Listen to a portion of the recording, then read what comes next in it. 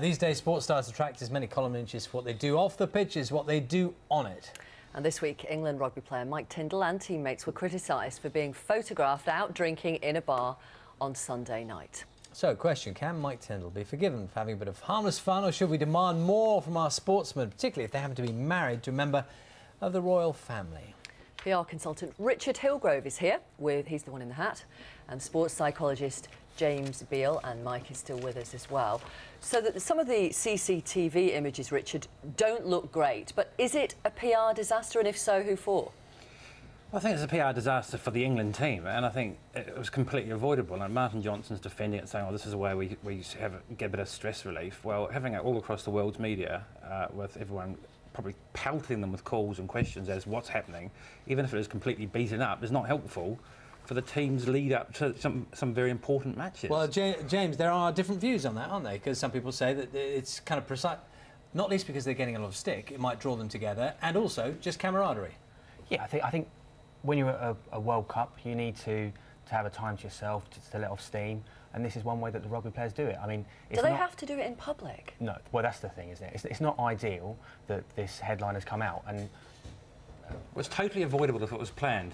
Martin Johnson said we went wandering around different bars and we stumbled upon this bar with dwarf throwing and, you know, lesbian jelly wrestling. And I know I think it was the bouncer that released the footage, but anyone could have taken it on a smartphone and released it to the world's media. What are they doing there? Well, they're having a drink. They're having a drink. Chris Ashton does say this morning they weren't aware of the dwarfs when they first arrived. In fact, he says we didn't bring them with us, a sort of tongue-in-cheek.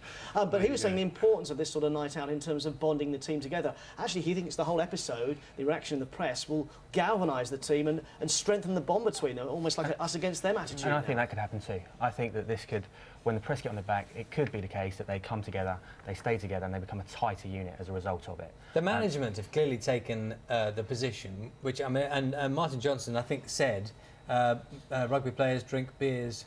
Shocker. I mean, he is saying, look, this is happening all the time. It happens that there's some pictures of it. You know, I really don't mind. Well, he's saying he's put his arm around 700 women in Queenstown as well. I know he's sort of 50, making actually. 50, all right. Not 700. 5,000 women in Queenstown. Okay, so this is how it gets exaggerated. But I think the main issue here is Mike Tindall has now married basically into the royal family. And everyone totally underestimated the impact of him getting married 6 weeks ago to Zara Philips and what that would do. And the media is touch sensitive to anything. I mean, they could have taken 30 pictures of him and used picture number 17 with him looking a certain way, and they would do it. And he's given them ammunition. It's a rude awakening for Mike Tindall.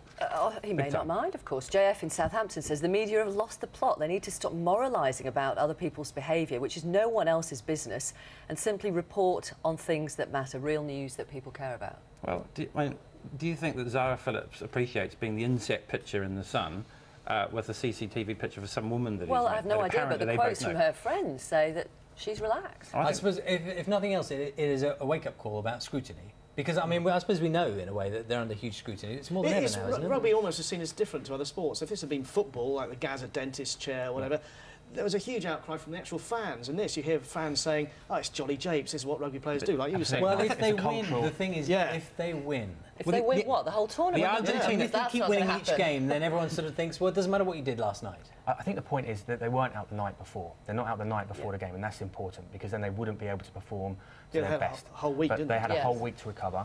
And I think, really, if they're able to let off steam in that way, or if they're able to let off steam perhaps in that way or a different way, then that's going to help them. That's going to help them in terms of remaining calm.